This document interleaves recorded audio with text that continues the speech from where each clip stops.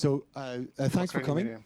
And may I say on behalf of Anya, me, Kirill, Gleb, and Eldar, and the team, it's a pleasure to be here to address you at this conference. We don't often get the opportunity to address in Moscow, and it's great to be here.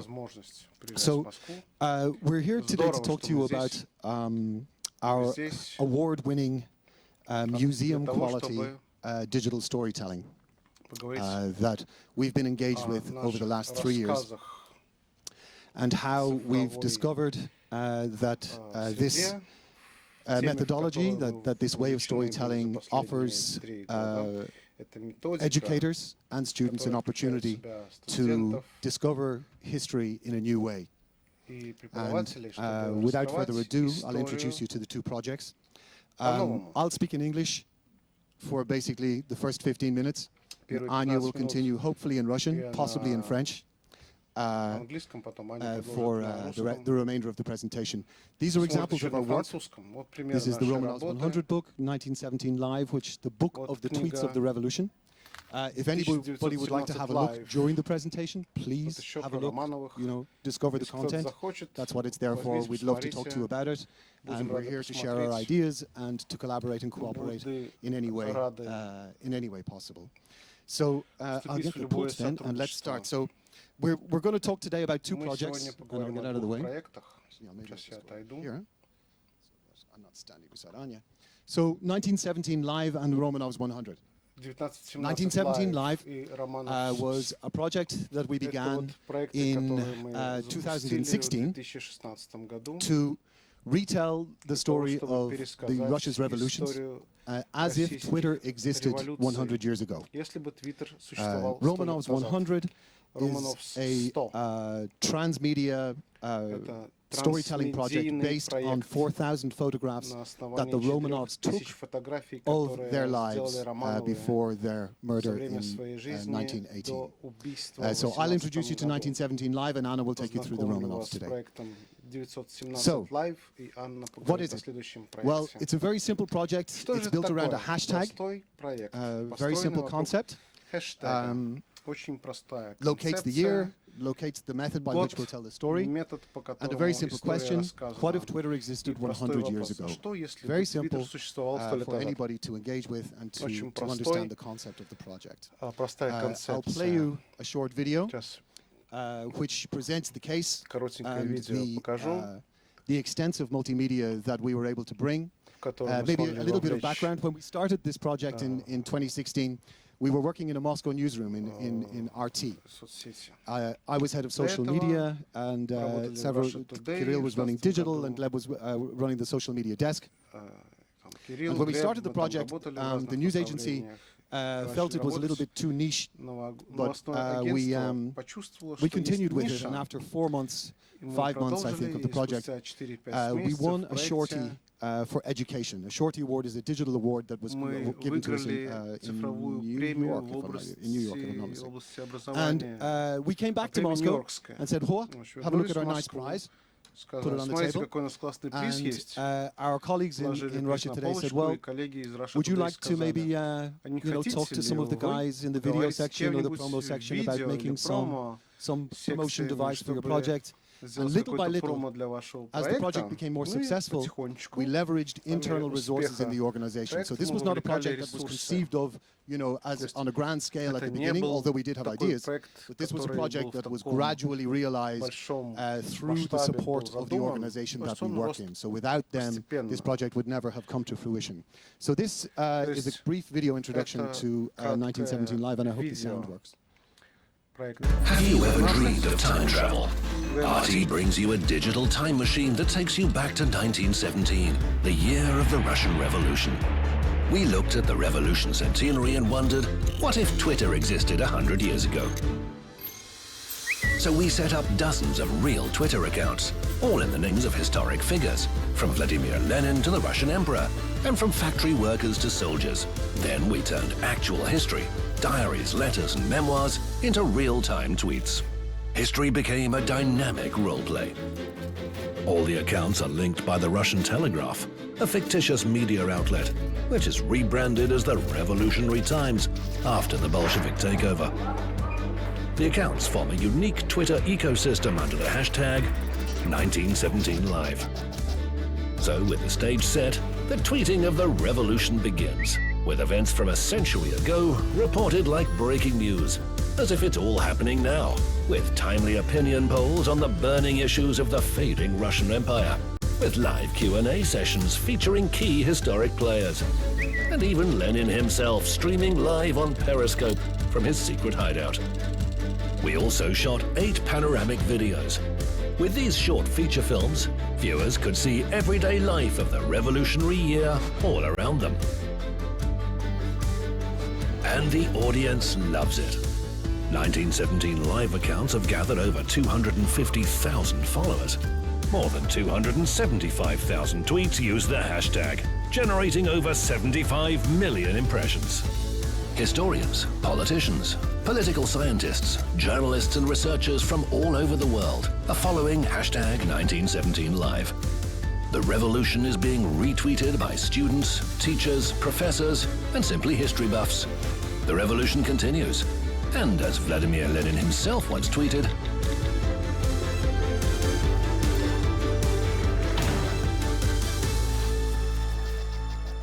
quote from Lenin, Twitter is not only a collective organizer, it's also a collective agitator, was a quote from Lenin about the newspapers. But Gleb here decided it was a good idea to transpose it and to bring it into 2017, which is what we did.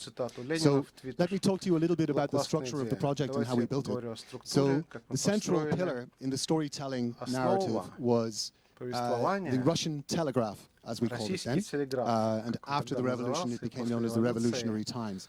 So the Russian telegraph was the newspaper or the media organ that we chose to use to centralize and break all of the stories. We then around that built an ecosystem, a universe of characters, real characters mostly, but 1 or 2 ideal typical characters, if I can use the Weberian expression, who were a composite of experiences that we had discovered during our research into the revolutionary experience. So about 50 characters in total, which we curated and which we built, and each of them had their own Twitter account, and you could follow them personally. If there were elements that you were particularly interested in and others that you weren't, you could have an a la carte 1917 live experience. We obviously listened to and spoke to the crowd and let the crowd speak to us. By this, I mean we created a hashtag 1917crowd, by which anybody who was interested could create an avatar and participate in the storytelling. And actually, in terms of the richness of the storytelling, some fantastic moments emerged through history buffs. There was a postgraduate student in Berkeley, California, for example, who played a young guy called Molotov, who was fantastic. But there's always a bit of a danger when you move with the crowd, or when the crowd participates in your storytelling, especially online. And there's a good story about our Sigmund Freud character. Well, he wasn't ours, he was a guy in Barcelona who decided he was going to be Sigmund Freud. And who, during the term of the storytelling, actually turned his Sigmund Freud account into a kind of an expression of his Catalan nationalism, and this kind of complicated the storytelling, and we had to speak to him. So, you've got to, I guess one of the lessons is from digital storytelling is that you've got to moderate and always listen and always be in dialogue with your audience, always dialogue. And that's probably one of the most fun things about working on social media, but also one one of the pitfalls from time to time. We had some very lucky moments along the way, in particular the involvement of this gentleman, Paulo Coelho, who I'm sure you all know. Paulo unexpectedly tweeted to his 12 million followers or 11 million followers on Twitter that this was a great experiment in storytelling and people should get involved. We later got in touch with Paulo, and Paulo had just published a book about Mata Hari, who was executed in Paris in November 1917, if I'm not mistaken. Paulo decided that he would tweet as Mata Hari, using her diaries and using his book on Mata Hari as the basis for that, for the last 100 days of her life. And she brought a fantastic new voice that we hadn't imagined into the project, and brought a great richness to it. So, I guess, one of the key elements that we built our storytelling around, and this is more about the methodology, is that issue of authenticity and how do we preserve authenticity in the voice that we're working with.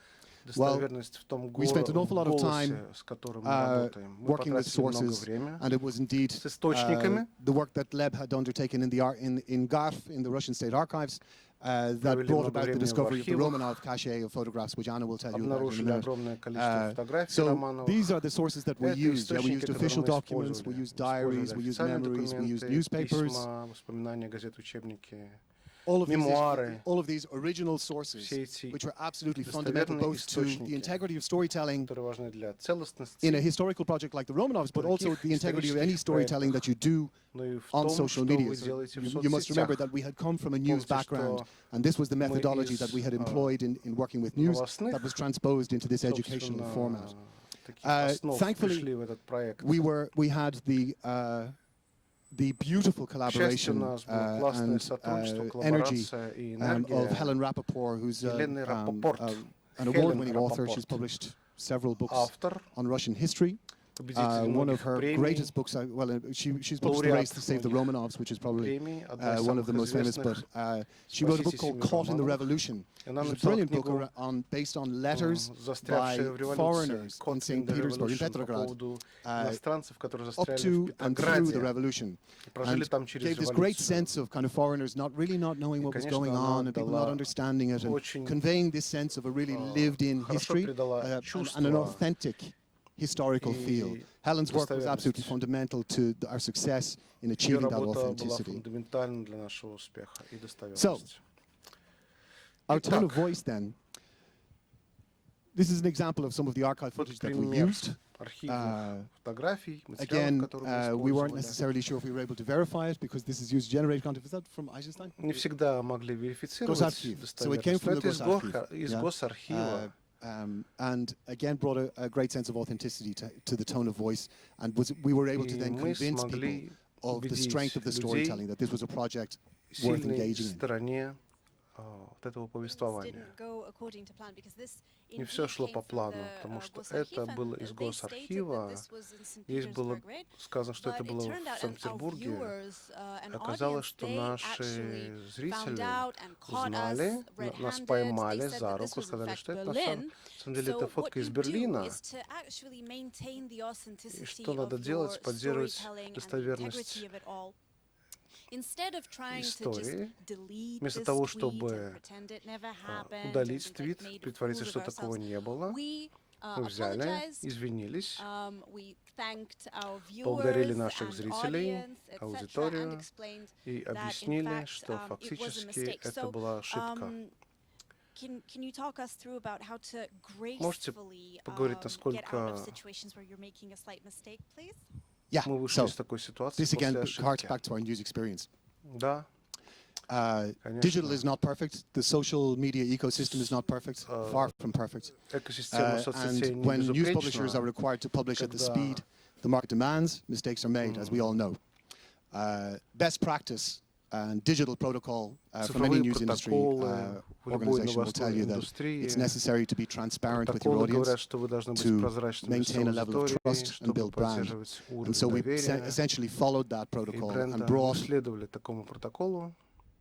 digital best practice to 1917. Передовую цифровую практику в 1917 год. What was our lessons learned? Какие уроки извлекли? And these were lessons that every educator who is considering introducing digital to their classroom should absolutely and fundamentally introduce before introducing any content, and that is around the theme of digital wellness and media literacy.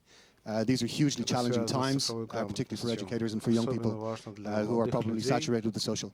And we can't stress enough that, check, double check and triple check your sources.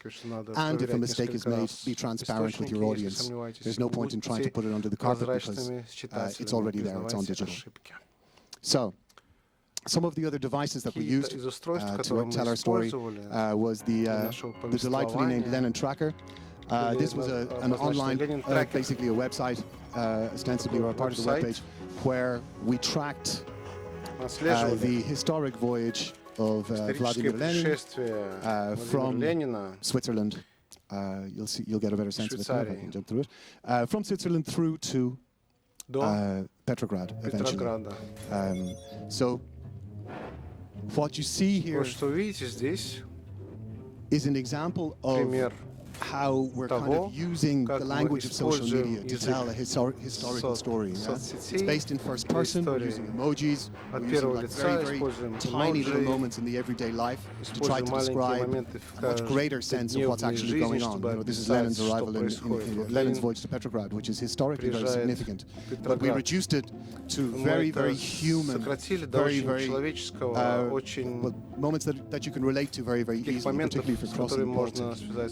Or having to take a train for a couple of weeks across Europe. Или же поездка по железной дороге.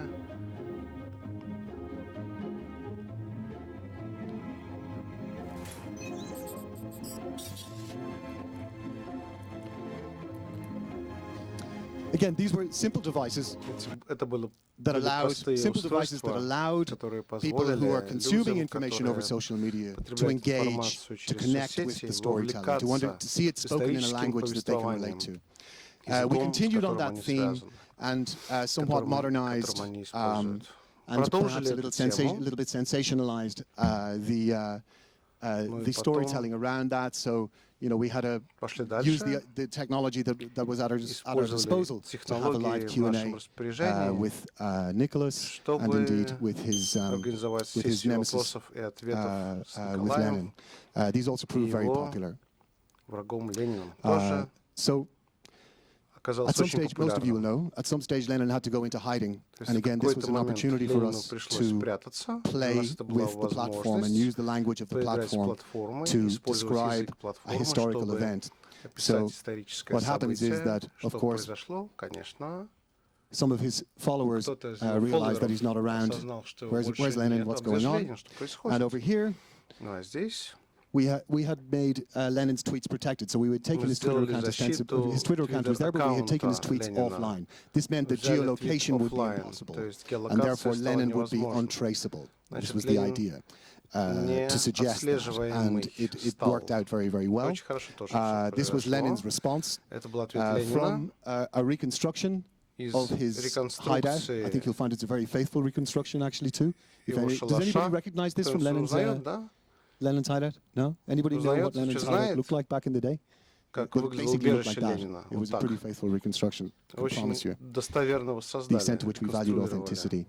Lenin responds again, it's still not safe to reveal my location, but I'll do a live stream, I'll do a Periscope later in the week, and I'll get back to you followers, and all will be great, and we'll build our political messaging. So we eventually did run a live stream from Lenin's hideout. This was what it looked like.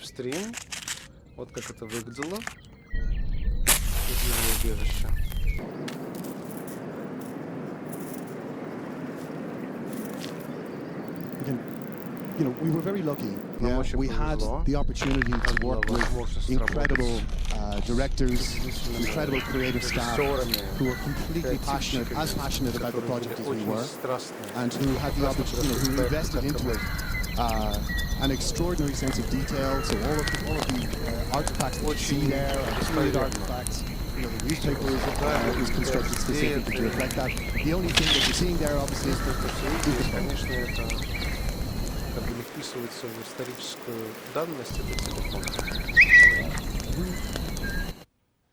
Okay, so last but not least, well, actually, this is my particular favorite of the entire, probably of the entire campaign.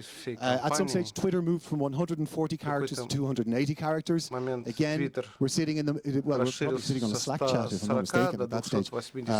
I was in Dublin and the guys were in Moscow, and it's decided let's work with this. You know, Lenin has an extra 140 characters to get his voice out, and we used that opportunity. We used a cheeky tone of voice, naglость, просто наглость. In my opinion, but a great response, 300 retweets again, and you can see the audience connecting with it in real time and enjoying it, which is a great encouragement, a great encourager when you're telling stories. Our Russian telegraph then eventually, of course, is overtaken by revolution, and the Bolsheviks arrive to the office. and retake or take over the newspaper in the name of the glorious revolution. This was reconstructed CCTV of the moment that the Bolsheviks will arrive in the office.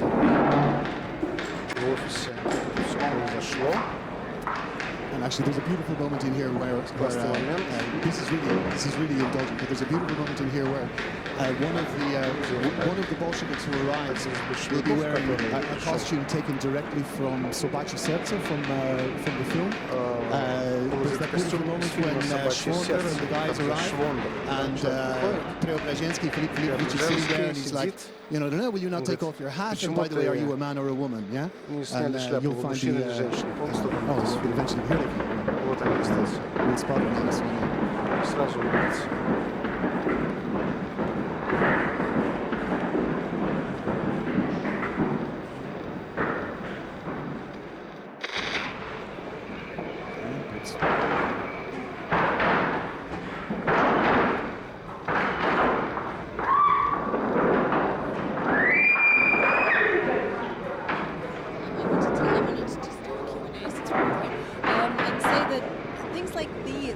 They support a linear narrative that we have going on.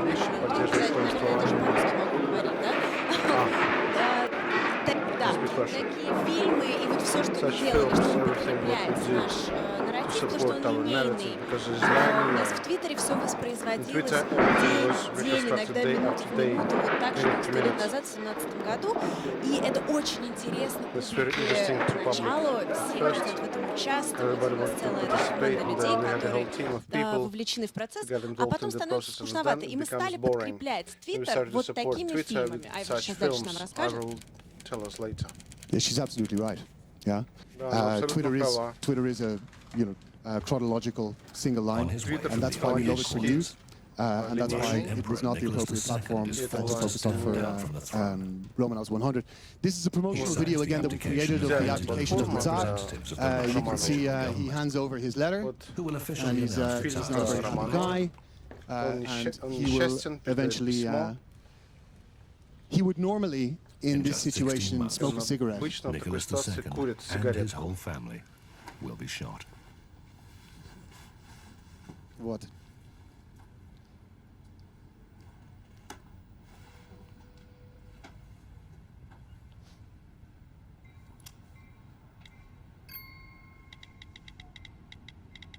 So you can see. Вот видите, опять. Using a little catch. A little disruption in the message to attract and to open the door for people to walk into the story. Используют такое маленькое окошко, чтобы люди вошли в эту историю. We also eventually had the luxury of working with the 360 team, and we created 360-degree videos. This is Lenin being shaved by Stalin, which was particularly команда 360, trenches, Сталин бреет Ленина, train station, вокзал Петрограде, the underground, подземелье.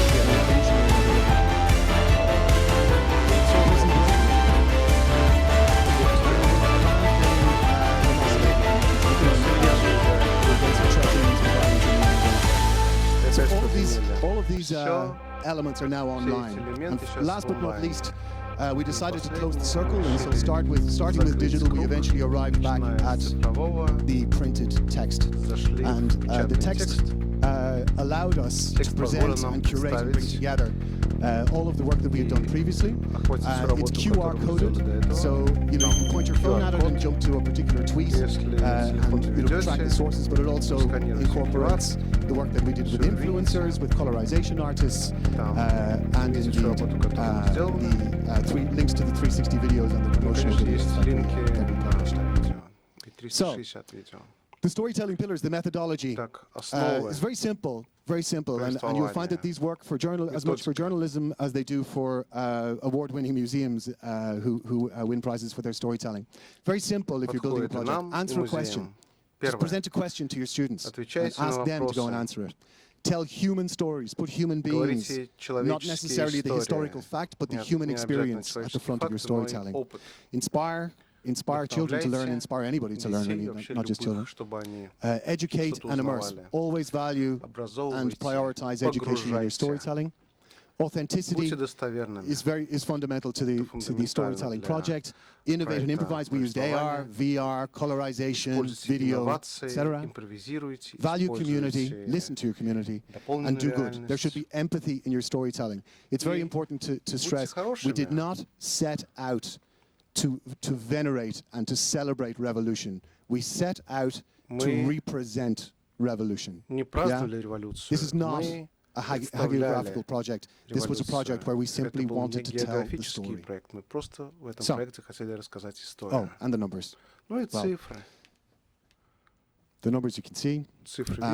We were picked up and we were very lucky to have our work used by the universities on the top, Manchester, Leeds, and God, many others. New York, we had a school in Australia, a primary school in Australia used our work. And this was the press that we generated. We've won 20-something, if not 30, perhaps, awards for the 1917 Live. Perhaps most significantly being shortlisted by the Cannes Lions Creativity Festival in advertising. Yeah. And that's enough for me. Аня, можно на русском продолжать. Аня продолжит на русском. Спасибо, Айвар. Так, у нас осталось с вами немножко времени, да, 10 минут. Я вам сейчас быстро расскажу про наши два других проекта. Из 917, пока мы занимались, нам очень понравилось. Глеб, наш коллега, который здесь мы все время о нем говорим, потому что он красавчик. Он в Гарфе, это государственный архив Российской Федерации, обнаружил немного, где-то 4000 снимков из романовской коллекции, их собственных. Они сами это все нафотографировали. Это огромная редкость. Начало века, одна из самых богатых семей в мире, у них был доступ к фотографии, поэтому мы очень сильно встрепенулись, потому что нам хотелось с этим, естественно, работать. Снимки для того времени очень крутые. Для современного зрителя их 4000. Они довольно гомогенные, они немножко зернистые в каких-то местах, и быстро надоест, станет скучно. Поэтому мы обратились с Романовыми не к линейному такому вот твиттер-повествованию, а к трансмедийному повествованию. Что это такое? Это когда вы контент распределяете на разные платформы отдельными частями. То есть, условно, 10 фотографий, которые мы хотим выпустить в Инстаграме, не будут у нас дублироваться на Фейсбук никогда. При этом зритель, который остается только на одной платформе, на Фейсбуке, например, не чувствует себя обделенным. У него нет ощущения, что он что-то где-то не досмотрел, потому что это где-то ему показали в Инстаграме или в каком-то форуме. Вот, это и есть, если очень коротко, способ транслировать историю через трансмедиа. Самое главное, о чем мы на самом деле сегодня вам хотели рассказать, это то, что вот все говорят digital storytelling, и как бы это такое объемное, с одной стороны, понятие, с другой стороны, кажется, что это просто что-то, что не телевидение, допустим. А на самом деле он очень сильно меняется, и вот даже 917 мы делали всего 2 года назад, уже полное ощущение, что какие-то вещи безбожно устарели. Мои студенты в вышке, когда я им рассказываю, они не понимают, что такое перископ. Я говорю, ребята, мы стримили лайв, что? Они не знают. Даже через Романовых я вам сейчас покажу, как важно все время быть в контексте того, что происходит, если я справлюсь с этим. Вот. Соответственно, мы выбираем вот этот вот путь. Вот они, эти фотографии. Они абсолютно волшебные. Вообще делать проект было очень интересно. Для визуалов, кому очень картинка интересна, это, конечно, невероятно.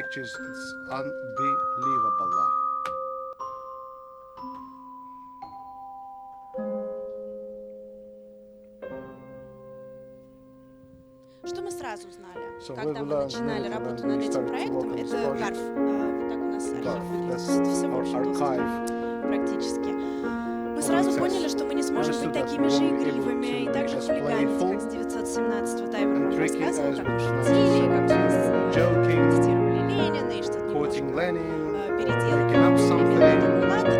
История сложная, мы знали, что закончится все жуткой, совершенно трагедией, и мы сразу свой сторителлинг так планировали, что нарратив мы заканчивали дату убийства царя. Поэтому мы знали, что у нас, может быть, будет чуть меньше активации, да? То есть мы будем очень осторожно вовлекать зрителя и аудиторию, да, в свой проект, потому что мы очень боялись, что будет какая-то ненависть, что будет что-то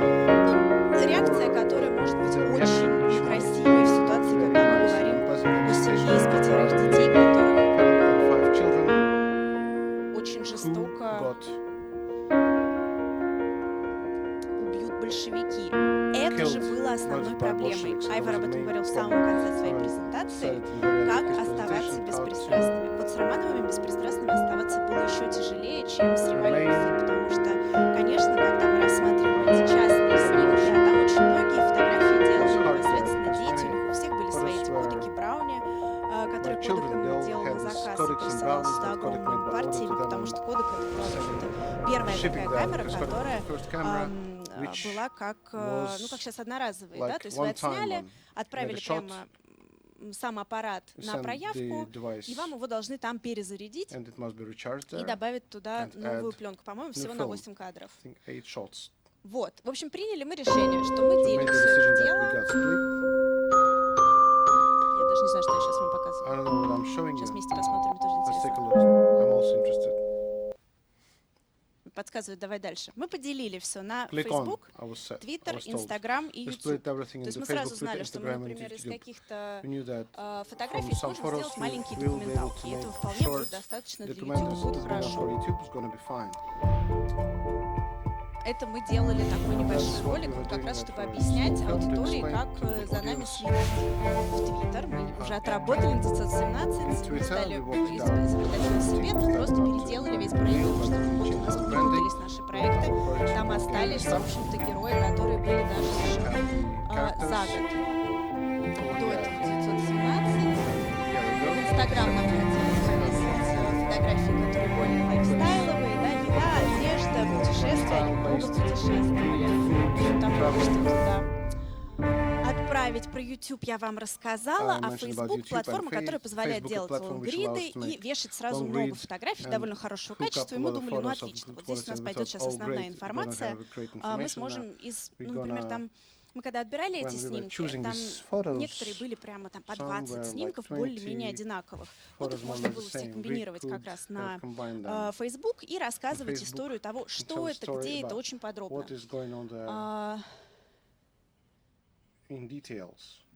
Что мы делали? Первые несколько месяцев мы отсматривали команды и фотографии, искали, кто это, где это, что это за события, определяли людей на снимках и ставили какие-то хэштеги, флажки, в общем, пытались каким-то образом отсортировать это все для себя, обращались к специалистам. Тема узкая, очень много у нее фанатов, и действительно были люди, которые такие, это не там принцесса такая-то, такая-то, а это троюродная сестра, что не узнали, и мы такие... Вот. И потом, да, вот как я вам сказала, собирались такие группы снимков, и все это до сих пор есть на Фейсбуке, по хэштегу можно найти, там наша коллега Лена проделала фантастическую совершенно работу. Читать все это интересно, я все ломаю, вот, выше. Пока мы работали над проектом, Facebook выкатил фичу 3D-фотографий. Мы очень быстро подсуетились и сделали, наш дизайнер сделал такую как бы симуляцию 3D-фотографии, потому что такие вещи нужно делать вот прямо в моменте. Вы сейчас, наверное, уже на Фейсбуке, те, кто пользуется, не вешаете 3D-фотки и не следите за этим, все это как-то ушло в никуда. Всего лишь в прошлом году, лето 2018 года, это был большой хит, и всем было очень интересно, все репостили просто потому, что появилась вот такая вот возможность. У них была очень интересная одна камера, кодек. Ее сделана такая длинная коробка деревянная. Александра Федоровна, императрица, очень ее любила, и на многих снимках видно, как она с ней, значит, стоит и снимает вот такие панорамы. Это было возможно, потому что сам негатив, он был выгнут на такую пластину, длинный, огромный. Качество этих снимков феноменальное. То есть из-за того, что очень большой был сам негатив, там можно до бесконечности приближать. Мы, конечно, тоже с ними играли. То есть у нас были панорамы на Фейсбуке, и мы делали на Инстаграм такие слайдеры, когда ты листаешь его. Твиттер очень похож на 917. Дело в том, что количество писем, которые остались от семьи, их личной переписки, воспоминаний и дневников позволяло нам, они иногда по несколько телеграмм в день друг другу пересылали, почти как СМС. То есть, в общем, можно было воссоздавать их общение в Твиттере очень глубоко. Единственное, что нам было важно, так как это у нас все-таки был проект построен на фотографиях, у нас к каждому твиту шел снимок. Это ролики для YouTube. Неудивительно, что самым популярным у нас стал ролик про Распутина. Я вам не открою Америку, если я скажу, что люди в интернете ищут то, что они знают, а не то, чего они не знают. Что они не знают, как они могут искать. Про Распутина миру известно очень многое, проект у нас на английском языке, международный, поэтому ролик пользовался большой популярностью.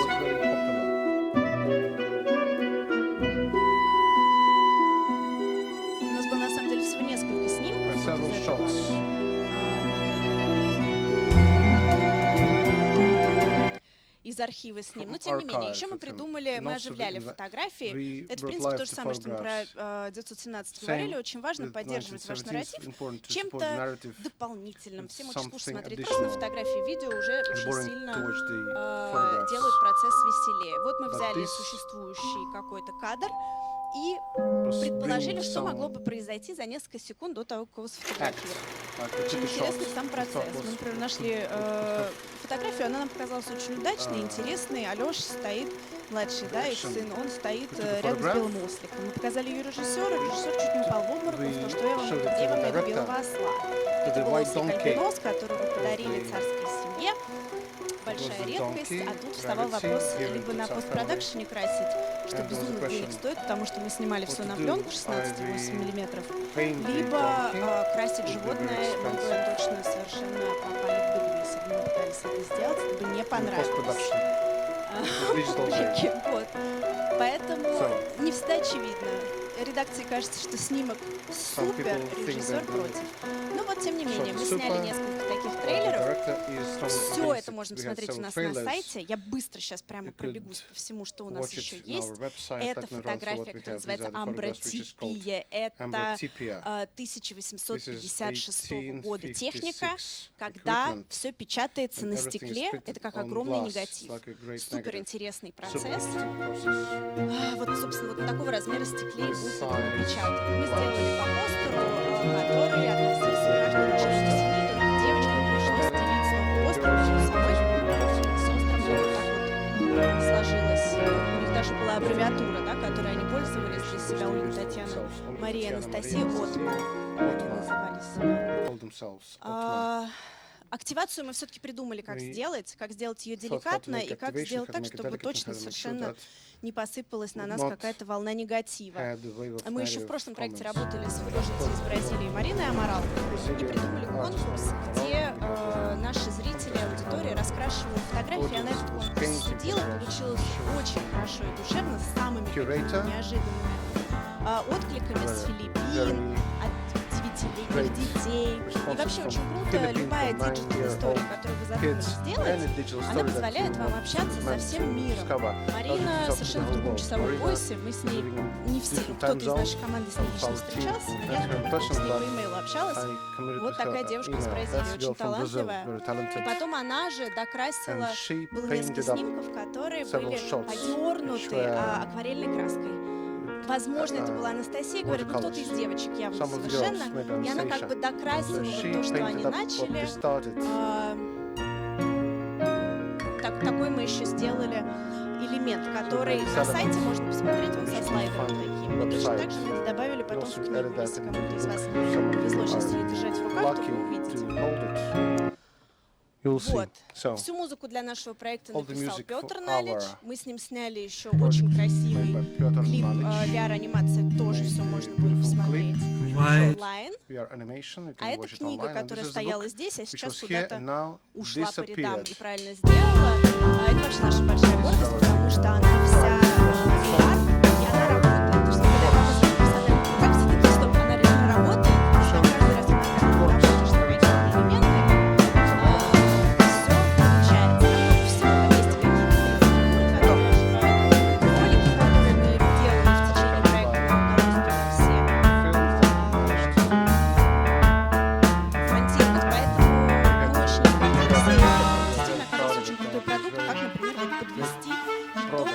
большим трансмедийным проектом, который, в принципе, тяжело по отдельности искать на пространстве. Вот. хорошо тоже у нас все получилось. Айвар прав, у нас за один проект где-то 23, за другой около 25. В общем, почти 50 премий у нас за эти проекты. Мы очень гордимся. И больше всего нам нравится, что они такие проекты не для того, что не для галочки, а что действительно мы познакомились с международной средой. Educators, да, люди, которые занимаются образованием, и учителя, и профессоры. И мы высылали свои книги бесплатно тем, кому это было интересно. Люди писали нам имейлы, объясняли, что они собираются использовать это в classroom. Да, на занятиях. И очень были благодарны те, у кого, например, не было учебников под рукой, а таким образом ребята самого разного возраста могли погрузиться в эту историю, и она интересна, она сразу оживает, это сразу все хорошо. Это наш следующий проект, который будет первым проектом на русском языке, который мы делаем. Мы его готовим к следующему году, к 75-летию Победы. Мы занимаемся им уже как минимум полгода, наверное. Вообще лучше делать такие вещи раньше. И первое, что мы сделали, Великая Отечественная война, которую вел советский народ против немецко-фашистских захватчиков, победоносно завершилась.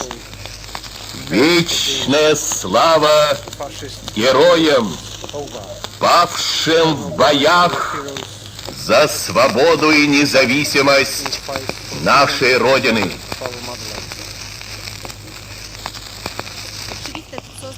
По мотивам надписи, которые оставляли солдаты в Рейхстаге, он очень интересный, потому что там, например, несколько букв,